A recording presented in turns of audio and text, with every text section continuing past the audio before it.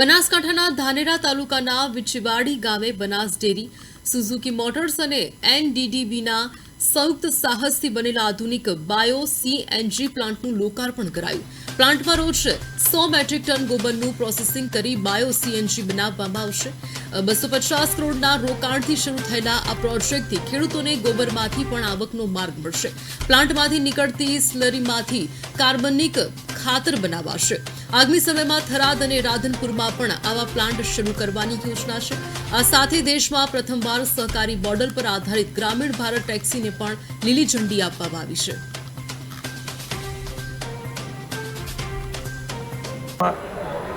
અન્ય ડેરીઓ, સહકારી ક્ષેત્રના વિવિધ જે યાર્ડ છે, શુગર ડેરી છે, શુગર છે, ડેરીઓ છે, અલગ અલગ સહકારી બેંકો છે, કરી શકે એમ છે. સાથે મળીને બનાસ ડેરી, સુઝુકી, અલગ અલગ આપણી સહકારી સંસ્થાઓ આગામી દિવસોમાં લગભગ 3 વર્ષમાં 150 કરોડથી પણ વધારેની રકમ એ બજેટમાં જોગવાઈ કરી છે. હું આવકારું છું. આવો સાથે મળીને આ શહેરો પછી ગ્રામીણ કક્ષાએ સૌથી પહેલું આ પ્રમાણનું કામ હાથ ઉપર લીધું છે. ટેક્સી સુઝુકીમાંથી આપશે અને ડ્રાઈવર પોતે ટેક્સીનો માલિક થઈ શકે. ગેસ બાયો સીએનજી પ્લાન્ટમાંથી ભરાવશે એટલે સસ્તામાં પણ સારી મુસાફરી કરી શકશે. ઇન્કમનું એક સાધન બનશે.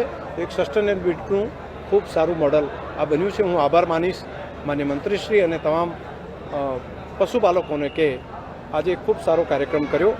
ધાનેરાના પ્રજાજનોને પણ આજે હૃદયથી અભિનંદન, બનાસવાસીઓને અભિનંદન. やっぱり全インドに広げられると思ってますからしっかりとグジャラートでやっていきたいと思います。ગુજરાતનો અનુભવ ભારતમાં પણ બીજે કામ લાગી શકે એવું મારું માનવું છે. એટલે અહીંયા ખૂબ જ અભ્યાસ કરીને આગળ વધવું છે. गुजरात का ये अनुभव हमें पूरे भारत में काम आ सकता है, ऐसा हमारा मानना है. तो हम यहाँ पर बहुत ही ज़्यादा अभ्यास करके और फिर साथ में ही इसको भारत में कैसे ले जाए सोचेंगे.